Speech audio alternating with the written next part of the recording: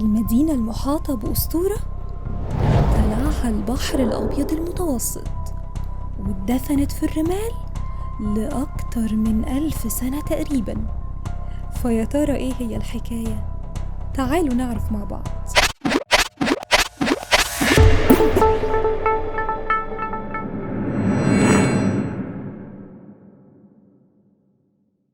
هيراكليون كانت موجودة في البحر المتوسط على بعد حوالي 6 كيلو من ساحل اسكندرية. وفي يوم من الأيام كانت المدينة دي ميناء مهم جدا في مصر القديمة قبل ما اسكندرية نفسها تتبني. الميناء ده كان بوابة مصر للعالم، والتجارة بين مصر واليونان كانت بتمشي من هنا. يعني ببساطة نقدر نقول إنها كانت نقطة وصل بين الشرق والغرب. والمثير في الموضوع إن هيراكليون مش بس كانت مركز تجاري، دي كمان كانت مدينة دينية مهمة جدا، لأن كان فيها معبد كبير للإله أمون. وبيقولوا إن البطل اليوناني هيراكليس، أو زي ما بنقول عليه هيراكل، كان زارها قبل كده، ومن هنا جت تسميتها. طب يا ترى إيه اللي حصل للمدينة دي وليه أصلا غرقت؟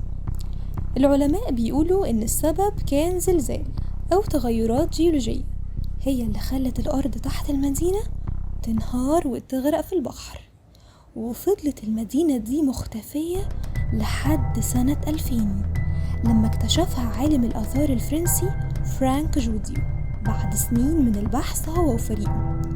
والاكتشاف كان رهيب، لأنهم لقوا تماثيل ضخمة للآلهة المصرية زي تمثال للإله حورس وأمون وحطام سفن قديمة، وكمان أدوات من الحياة اليومية اللي كانت بتستخدم زمان.